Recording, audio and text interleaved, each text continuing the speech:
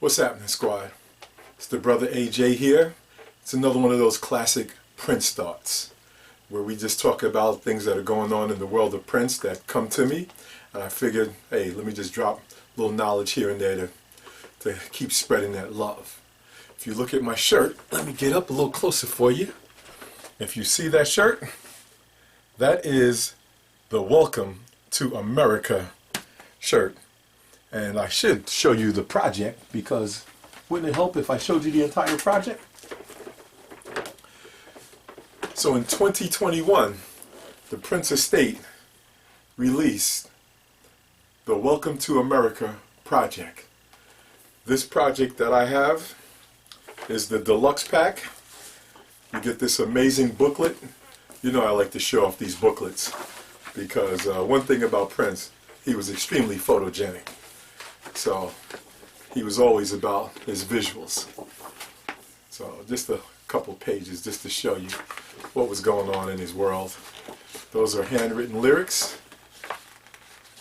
No, they're not. I lied. Thinking about signing the Tymes. But just some of the incredible pictures that came from his Welcome to America tour. So the crazy thing about this project is that it was released in July of 2021, but it was actually recorded in 2010. So it's a full 11 years later.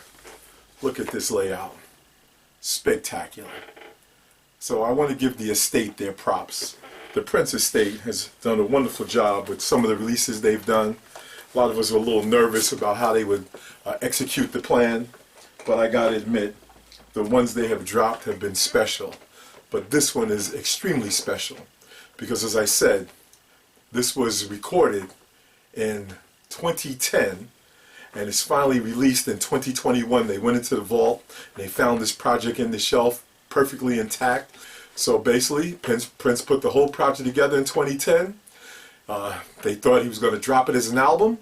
Then he decided he was going to do this Welcome to America tour.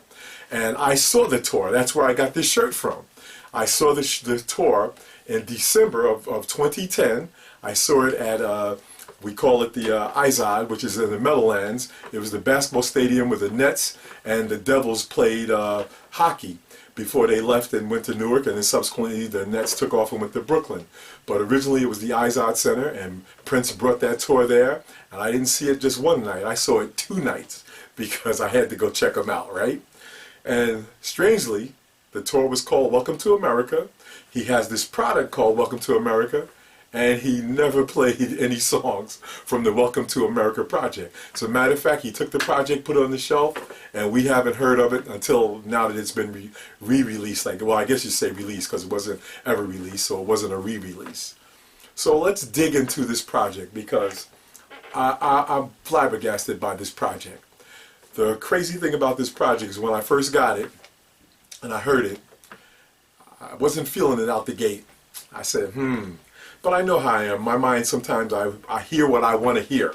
And when it didn't hit those buckets, I said, you know what? This one I got to marinate with. Let me give it some time and see where he's going with this.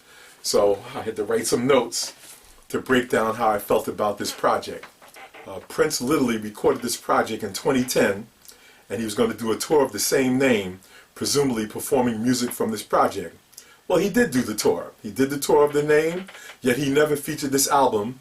And like he did with 1999, with Purple Rain, with Love Sexy or Sign of the Times, he literally did the Welcome to America tour and did no songs from Welcome to America. Now, of course, we didn't know that because that was the name of the tour. We saw it and we enjoyed it, but that was what it was all about. So what he did is he recruited this young up-and-coming female bass player. Her name was Tal Weckenfield, and she brought the drummer Chris Coleman with her. And with Prince, they formed the nucleus of the rhythm section to flesh out the songs. They didn't even know they were making a record. He just had some sketches and he had them play along as he called out the changes. He'd be like, this is the verse, this is the bridge, this is the chorus, you know, loop that, okay, do that again, okay, take the snare drum out here. And he just gave them general guidelines, so what they were doing, so they really didn't hear the full, complete song until finally, when the record was finally put together and they were called in to listen to some of the things that were going on. So with the release of this project, let me give you some stats just so you can understand Prince's aura and his power. So with the release of this project in 2021, Prince lands his 20th top 10 album on the Billboard 200 chart. And just for some comparison, the list of the most Billboard 200 top 10s, number 37, the Rolling Stones. Number 34, Barbra Streisand. 32, the Beatles tied with Frank Sinatra. 27, Elvis Presley. 23, Bob Dylan. 22, Madonna. 21, Paul McCartney and Wings. So Paul got on there with the Beatles and with his own squad, the Wings. 21, Bruce Springsteen. 21, George Strait. And tied for 20 with Prince is Elton John. So, do you hear what I'm saying? This is his 20th top 10 album on the Billboard 200 charts. And if that wasn't deep enough, along with this release, Prince has top 10 charting album in the 80s, the 90s, the 2000s, the 2010s, and the 2020s. Do you hear what I'm saying? I'm talking about top 10 charting albums in every decade.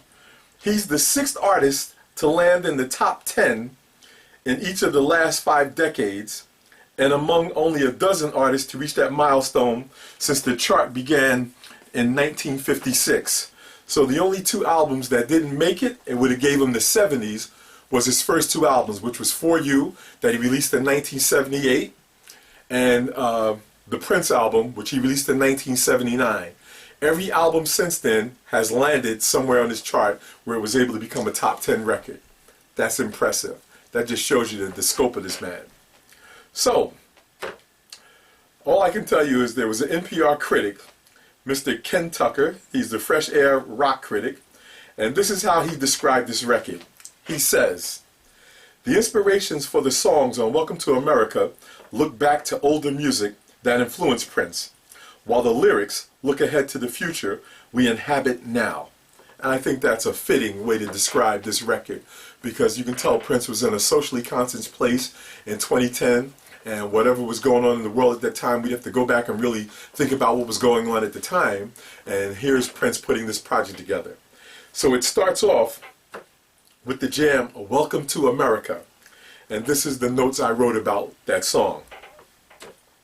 It starts off with that People Make the World Go Round kind of bass line, because it's got that boo-doo, boo-doo kind of groove, boo-doo, boo-doo, okay? And the tempo is so laid back, then he's got these wonderful synth tones that spin in and out. Then these soaring female background vocals drop in before Prince kills you with his deep voice spoken word lyrics as he delivers lyrical heat on the state of America today. One of the lines he says, one of our greatest exports was a thing called jazz. Do you think today's music will last? And he said that in 2010 about the state of what he considered the music going on at that time. I love the jam. It was a great way to start the project off. It just set you back. You got in your seat, you put your headphones on, and you just go like, I like this. The second song is a song called Running Game, Son of a Slave Master. And this is a laid-back jam with lyrics you really have to dig into to catch the double entendre meanings that he's speaking on. Lyrically, he's speaking on the ills of society as he did in Welcome to America. He definitely speaks about the abuses and the greed, hence the title of Running Game, Son of a Slave Master. You know, he's speaking to it of think about what that means when you use that title, and the entitlements that happen with folks who are in charge, and what's happening to those who are oppressed below them. So it's a real deep song you got to listen to really dig into its meaning. The third song is a song I actually love. That song is called Born to Die. It's one of my favorite songs on the project, as the lush, heavy intro sets you up for a slinky groove with exceptional lyrics. They weave in and out, and it tells a tale of a female living a hard life. And I just love the groove. It's even heavy. It's got this real, like it's a heavy sound to it, but it sounds amazing. And I just love the way he put this song together. Okay. Next, track 4 is a song called 1,000 Light Years From Here. It's one of those uplifting Prince songs that give you hope, and with his lyrical content and the upbeat vibe of the groove, it features like a bright, almost acoustic pop-style guitar sound. And this is a song that he brings John Blackwell, his tour drummer, came in and played the drums on this song. So this is one of the few songs that Chris did not play on. And it's well put together, and like I said, when you come out the heaviness of Born to Die, then you roll into this, you're like, okay. Then he's got a fun jam, one of them fun summer songs, and he calls it Hot Summer. It's like a Prince rockabilly trap. It's wrapped in that cheeky synth work that he gives you like in Delirious and stuff. It'll have your head bobbing as you think you're driving down the highway with the top down on a summer day. It's just one of them, offbeat grooves that we love from Prince, that after it goes around a couple times, you start singing the lyrics, Hot Summer, as it goes by. There's another great tune on here that he calls Stand Up and Be Strong. That was a song I had to listen to a little bit and marinate with. It was one of the ones at first that didn't grab me, but I had to really sit back and listen to it. And there's this wonderful interplay between the piano and the guitar in the beginning that makes me think of Emancipation's Curious Child or Dreaming About You, how he goes back and forth with the two instruments. And also, it's like he does his voice and then one of the girls sings in his voice. It's almost like a co-lead as the vocals go back and forth. That also gives it a nice dynamic feel.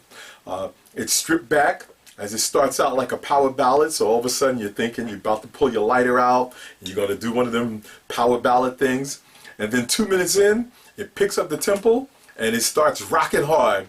Then all of a sudden it breaks down and it goes back into that slow part. Then it kicks back up and it has almost like a gospel call and response kind of thing going on. And very well put together. So like I said, it took me a minute to catch up to it, but it was a song that he really, you can see, put some work into, and I like it. It took me a minute to just, okay, I feel you, Prince. I feel where you're going with this. So what a great message about standing up and being strong. Number 7 is one of the jams that it just grabbed me. It's called Check the Record. And by far, it's the track with the quirkiest drum groove on the project. It's got this bubbling bass line, and then he brings in that crunchy hard rock electric guitar sound that I love him for. And it's that classic Prince as he's boasting, as he tells you to check the record, because you know who he is, and quite frankly, he's the motherfucking man. What you gonna say about it? If you don't believe me, check the record, okay? Just a great tune. This is the song that as I was going through the project, and when it got to this song, I was like, okay, that's the Prince I know. That's the Prince I'm feeling. And just when I thought it wasn't going to get no better, it launches into the next song, which he calls Same Page, Different Book. This is my favorite jam on the project, okay? It has that subsonic deep sound to it. The drum groove is funky as all get out. Thank you, Mr. Coleman.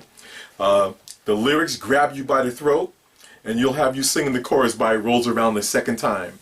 And he has this nice refrain where he says, what are we fighting for? Breathe. Let it breathe. Oh my Lord. You gotta hear this record, folks. It almost has that, James Brown was great with that guitar that had that like them little funky riffs. That's what he does in this song. That's what gives it that nice funk feel to it. And Shelby J drops a small rap like Cat did off the old Love Sexy project. And also a lot of these tracks, and this one in particular, he sprinkles in some biblical themes here and there. You know, he'll shout out maybe a verse or something from the Bible, or he'll say a line that you know you'll know. So remember, he converted over to a Jehovah's Witness, and one of the reasons a lot of us fans, you know, fell off a little bit was because the early stuff was erotic and funky, in your face, nasty. Then when he made his transition, the stuff got more spiritual, and he got away from being that funk. You know, I just want to say it's funky music, but it was that he started talking and putting more religious themes in the music, and it started drifting away from, you know, the secular music that we loved. Okay, but don't make it no less funky. All right. As I said, Same Page, Different Book is my jam. I just love that song. This is a song I had actually heard. The track number 9 is a tune called When She Comes. I had heard that previous, so it was nice to know it came from this album. And this is the only tune that I had heard previous to the album dropping. It's Prince at his 3/4 waltz time best. Those are the songs that got that 1 2 3 1 2 3 1 2 3 1 2 3 kind of feel to him. And he teases you mentally with his sensual lyrics, his falsettos in pure form, his ad-libs, the background vocal work is to die for. The music has this ebb and flow, mostly because of the way the groove goes. The production is flawless, makes every single sound audible. As it starts out soft, it builds up, it hits you hard, then it fades back into a whisper. He's weaved another slow jam burner. This will have you slow dragging on the floor with your sweetie pie all night long. Classic Prince, you know what I mean? Classic Prince. And then we get to a song, dig this title. It's track number 10, and the song is called 1010 Ren 1010. I don't even know what to say. Any of you that are my age bracket, we remember the show Ren 1010. Ren 1010 was a dog, and he went around, did stuff. A lot of younger folks remember Lassie, but Ren 1010 was another dog like that. So I was a little, you know, amused when I saw the title of this song. And what I can tell you is the title alone definitely intrigued me. And one of the lines in the song is, "It's best to be like water. There's no vibration in rock." And what I would say is the way I kind of describe this song is just like the closest thing to a Parliament Funkadelic track, because it's got all those elements of funk that you would hear in classic George Clinton productions, just not as heavy as the P-Funk stuff, but it does all those things because it has the sounds of it, and it has those quirky vocals that you would hear on a Parliament record.